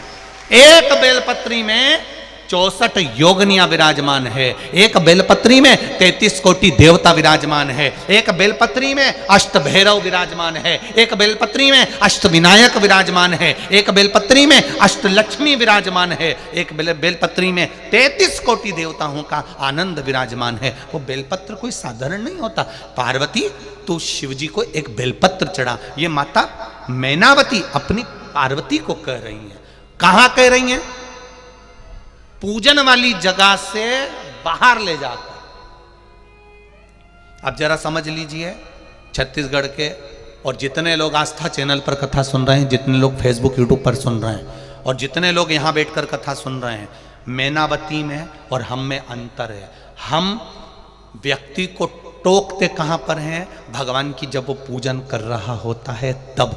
मैनावती ने वहां नहीं टोका, पार्वती को वहां नहीं बोला। मैनावती ने देख लिया कि पूजन कैसी कर रही है, पत्ती कैसी चढ़ा रही है, क्या कर रही है, तब पार्वती मैया का हाथ पकड़कर बाहर लेकर गई शंकर के मंदिर से, शिवालय से बाहर ले जाकर मैनावती ने कहा कि पार्वती, शिव जी को अगर तू बेलपत्र चढ़ाएगी तो शंकर भगवान स्वीकार करेंगे। ऐसे तुझे बेलपत्र चढ़ाना है, ऐसे तुझे जल चढ़ाना है। ये शिव जी के सामने मैनावती ने नहीं कहा, शिव जी के पास से जाकर कहा। क्यों? अगर मैनावती कहती है मैं शंकर जी के सामने बैठकर तुझे अगर ज्ञान दूंगी तो वो ज्ञान श्रेष्ठ नहीं होगा। भगवान को लगेगा कि मैनावती को इतना अहंकार आ गया, इसलिए मैं वहां ज्ञान नहीं दे सकती, मैं तो भोलेनाथ जी के चरणों की दासी हूं, बाहर जाकर समझाऊंगी। और हम उल्टे हैं,